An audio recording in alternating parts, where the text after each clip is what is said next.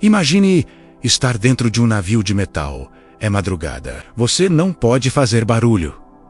Não pode acender luzes. Os motores estão no mínimo para não alertar o inimigo. E você está navegando diretamente em direção a uma fortaleza com 200 canhões apontados para o rio. Uma fortaleza que nunca foi atravessada, que todos chamam de impenetrável. O Gibraltar da América do Sul. E então a neblina se abre. Você é visto, e 200 canhões abrem fogo ao mesmo tempo. 19 de fevereiro de 1868, 6 navios brasileiros tentaram o impossível: forçar a passagem da fortaleza de Humaitá, enquanto centenas de canhões paraguaios tentavam afundá-los. Esta é a história de uma das operações navais mais audaciosas da história militar brasileira. De como marinheiros enfrentaram um inferno de fogo para quebrar o bloqueio que travava a Guerra do Paraguai. Para entender por que essa passagem era considerada suicida, você precisa entender o que era Humaitá. Humaitá não era apenas uma fortaleza. Era um complexo militar massivo construído ao longo de anos pelo Paraguai, especificamente para controlar o rio Paraguai. E controlar o rio significava controlar a guerra, porque o rio Paraguai era a única rota viável para o exército brasileiro avançar até Assunção, a capital paraguaia. Não havia estradas adequadas. A selva era impenetrável. O rio era tudo. E Humaitá bloqueava completamente esse rio. A fortaleza tinha entre 180 e 200 canhões de diferentes calibres, não apenas nas muralhas, mas em baterias múltiplas escalonadas ao longo do rio. Se um único navio tentasse passar, seria alvejado de múltiplos ângulos simultaneamente. Mas os canhões eram apenas o começo. Os paraguaios tinham instalado correntes grossas de ferro atravessando o rio submerso. Troncos e estacas afiadas plantadas no leito do rio para rasgar cascos de navios, minas flutuantes, baterias de metralhadoras nas margens. E além de tudo isso, havia milhares de soldados paraguaios entrincheirados, prontos para atirar em qualquer tripulação que aparecesse nos conveses. Humaitá era chamada de Gibraltar do Paraguai por uma razão: era considerada inexpugnável. E por mais de 3 anos de guerra, tinha provado ser exatamente isso. Tentativas anteriores de forçar a passagem tinham falhado. Navios tinham sido danificados gravemente. Marinheiros tinham morrido. E Humaitá continuava ali, imperturbável, bloqueando qualquer avanço brasileiro. Em fevereiro de 1868, 4 anos após o início da guerra, o Império do Brasil estava ficando desesperado. A guerra custava uma fortuna. Soldados morriam por milhares, e enquanto Humaitá permanecesse intacta, não havia como vencer. Algo precisava ser feito, algo drástico, algo que nunca tinha sido tentado antes dessa forma. Joaquim José Inácio, o Visconde de Inhaúma, era o comandante da esquadra brasileira, um veterano naval com décadas de experiência, e ele estava cansado de esperar. O exército brasileiro, agora sob comando de Caxias, que havia assumido em 1866, pressionava constantemente por uma solução naval. O cerco terrestre de Humaitá estava progredindo lentamente, mas enquanto o rio permanecesse bloqueado, Lopes poderia continuar recebendo suprimentos e reforços. Inhaúma desenvolveu um plano arriscado. Não ia tentar tomar Humaitá pela força.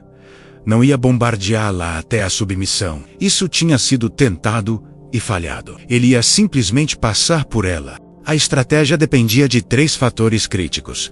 Primeiro, usar os encouraçados. O Brasil tinha recentemente adquirido navios de guerra modernos com blindagem de ferro. Não eram indestrutíveis, mas podiam aguentar muito mais punição que navios de madeira tradicionais. Segundo, timing perfeito. Passar durante a madrugada, quando a visibilidade era mínima. Se possível, aproveitar neblina. Quanto menos os paraguaios conseguissem ver, menos efetivos seriam seus canhões. Terceiro, velocidade e silêncio. Manter os motores no mínimo até serem detectados. Não dar aos paraguaios tempo de se preparar adequadamente. Uma vez detectados, máxima velocidade para atravessar a zona de morte, o mais rápido possível. Os 6 encoraçados escolhidos eram Bahia, Barroso, Tamandaré, Silvado, Pernambuco e Rio Grande. Na noite de 18 para 19 de fevereiro de 1868, as tripulações receberam suas ordens finais. Silêncio absoluto, nenhuma luz, nenhum ruído desnecessário. Seguir o navio líder, não parar por nada. Se o navio fosse atingido e começasse a afundar, os outros continuariam. Não haveria resgate durante a passagem. Cada homem sabia que as chances de sobrevivência não eram boas. Sabia que podia morrer nas próximas horas, mas também sabia que se conseguissem passar, mudariam o curso da guerra. Às 4 da manhã do dia 19, os motores foram ligados, no mínimo, e os 6 encoraçados começaram a se mover rio acima, em direção ao Humaitá, em direção aos 200 canhões que os esperavam na escuridão. A neblina estava perfeita, tão densa que os marinheiros mal conseguiam ver o navio à frente.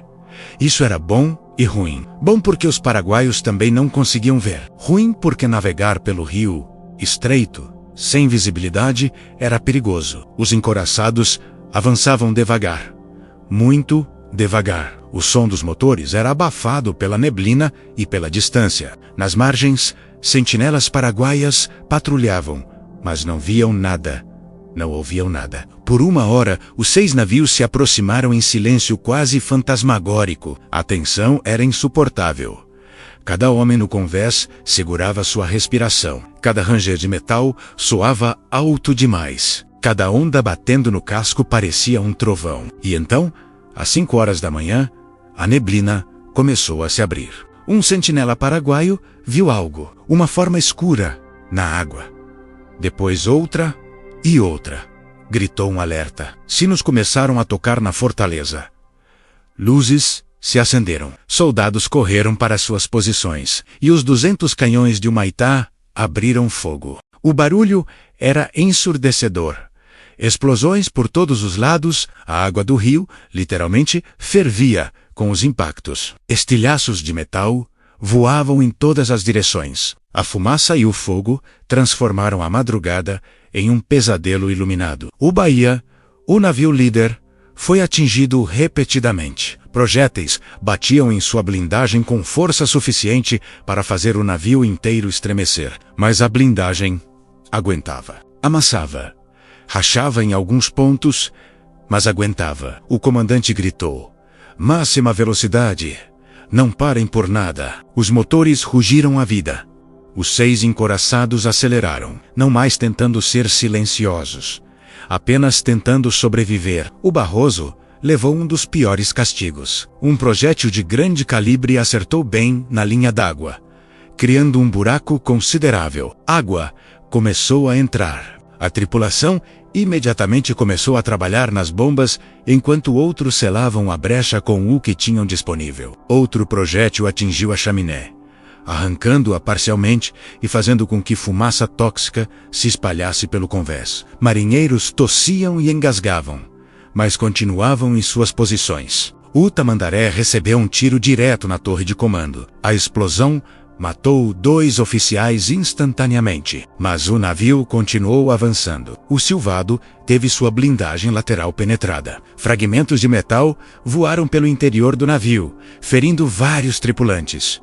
Mas os motores continuavam funcionando. Enquanto os motores funcionassem, eles seguiriam em frente, e então vieram as correntes. Grossas correntes de ferro instaladas pelos paraguaios para prender ou virar os navios. O Pernambuco bateu em uma delas com força. O impacto fez todo o navio estremecer e parar por alguns segundos agonizantes. Enquanto estava parado, virando alvo perfeito, a artilharia paraguaia concentrou fogo nele. 10, 20, 30 impactos em segundos. A blindagem rachava. Partes dela começavam a se desprender. Mas então, os motores rugiriam novamente. O navio se soltou da corrente com um movimento brusco e retomou velocidade. O Rio Grande, o último da formação, estava levando fogo, não apenas da fortaleza principal, mas também de baterias nas margens. Estava sendo alvejado de 3 direções diferentes. Seu comandante tomou uma decisão arriscada. virar ligeiramente para apresentar a parte mais blindada do navio ao fogo mais pesado. Funcionou. A maior parte dos projéteis ricocheteava ou causava apenas danos superficiais, mas alguns penetravam. Um atingiu o depósito de munição, mas por sorte não explodiu. Se tivesse explodido, o navio teria sido destruído instantaneamente. E então, tão repentinamente quanto começou, o fogo diminuiu. Não parou completamente, mas diminuiu, porque os encouraçados estavam passando além do alcance efetivo dos canhões de Humaitá. Eles tinham conseguido, os 6 navios, todos danificados, alguns gravemente, mas todos ainda flutuando, tinham forçado a passagem da fortaleza, que todos diziam ser impenetrável. Quando ficou claro que estavam seguros, que realmente tinham sobrevivido, as tripulações explodiram em gritos e abraços. Homens choravam abertamente. Alguns caíam de joelhos, rezando. Outros apenas olhavam para trás, para a fortaleza que tinham acabado de passar, como se não acreditassem que ainda estavam vivos. O custo tinha sido alto. Dezenas de mortos, muitos mais feridos. Os 6 navios precisariam de reparos extensivos, mas estavam do outro lado de Humaitá. E isso mudava tudo. A passagem dos 6 encouraçados brasileiros não destruiu Humaitá fisicamente. A fortaleza ainda estava lá, com seus canhões, seus soldados, suas defesas. Mas tinha destruído algo mais importante: o mito de invencibilidade de Humaitá. Por mais de 3 anos, aquela fortaleza tinha sido um muro psicológico, tanto quanto físico. Soldados e marinheiros brasileiros acreditavam que era impossível passar, que Humaitá era literalmente impenetrável. E em uma manhã nebulosa de fevereiro, 6 navios provaram que não era. Mais importante que o impacto psicológico foi o impacto estratégico. Com navios brasileiros agora, além de Humaitá, a fortaleza estava completamente isolada. Não podia mais receber suprimentos pelo rio. Não podia mais enviar mensagens para Assunção. Estava sozinha, cercada por terra pelo exército de Caxias, bloqueada pelo rio, pelos navios que tinham forçado a passagem. Lopes tentou reorganizar suas defesas, mas era tarde demais. A fortaleza, que tinha sido o coração da defesa paraguaia, agora era apenas um peso morto. Consumia recursos, prendia soldados, e não podia mais cumprir sua função de bloquear o avanço brasileiro. Em julho de 1868, 5 meses após a passagem, Humaitá foi finalmente evacuada pelos paraguaios. Não porque foi tomada por assalto, mas porque não havia mais sentido em mantê-la. Estava completamente isolada e indefensável. As tropas brasileiras entraram na fortaleza, que tinha sido considerada inexpugnável, e encontraram-na praticamente vazia, um símbolo poderoso do colapso da defesa paraguaia. A guerra continuaria por mais 2 anos. Lopes fugiria para o interior com os remanescentes de seu exército. Haveria mais batalhas, mais mortes, mais sofrimento, mas o momentum tinha mudado irreversivelmente. E muito disso se devia a uma operação naval audaciosa em uma manhã nebulosa de fevereiro. A forçagem de Humaitá é estudada até hoje em academias navais, ao redor do mundo, como exemplo de operação naval ousada, executada com coragem e determinação. Não foi perfeita. Navios foram danificados. Homens morreram. Se a neblina não tivesse estado tão densa, se os paraguaios tivessem detectado os navios mais cedo, se qualquer um de dezenas de fatores tivesse sido diferente, a operação poderia ter sido um desastre completo. Mas funcionou. E às vezes na guerra, funcionar é tudo que importa. Os homens que forçaram aquela passagem não eram super-heróis. Eram marinheiros comuns fazendo um trabalho extraordinariamente perigoso. Sabiam que podiam morrer. Provavelmente, alguns achavam que morreriam. Mas foram mesmo assim. Porque era isso que a missão exigia. Porque era isso que seu país precisava. E porque às vezes, coragem não é a ausência de medo, é fazer o que precisa ser feito, mesmo quando cada instinto está gritando para você virar e fugir. 19 de fevereiro de 1868. 6 navios, 200 canhões. Uma manhã de neblina que mudou o curso de uma guerra. Esta foi a história da forçagem de Humaitá. de como a Marinha Brasileira provou que não existe fortaleza verdadeiramente impenetrável quando homens determinados decidem que vão passar. Se você chegou até aqui, comenta sua cidade e país. Vamos ver até onde a história desses 6 navios e seus marinheiros corajosos ainda é lembrada, para que atos de bravura como este jamais sejam esquecidos.